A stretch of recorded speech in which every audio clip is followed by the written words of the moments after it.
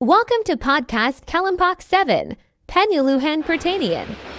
Selamat datang di podcast kelompok 7 yang dimana kami akan membahas tentang proses diskusi inovasi dalam penyuluhan. Dengan saya sendiri, Elvina Elsa-Melinda dengan NIM AG076. Kita akan membahas mengenai pengertian diskusi inovasi.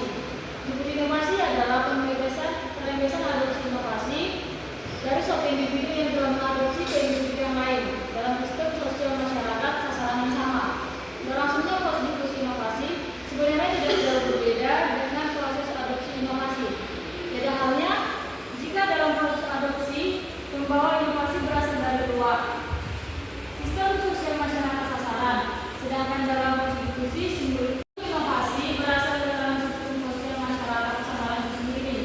Pada diskusi inovasi ini sumber pesan dapat berupa penemu, penyuluh pertanian, dan pemimpin. Pesan-pesan disampaikan berupa penemuan yang berupa ide baru atau teknologi baru.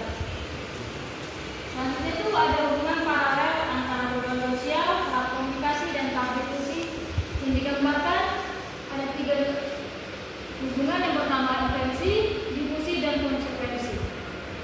Selanjutnya perilaku petani mengalami beberapa faktor baik yang mendorong perubahan maupun yang menghambat perubahan.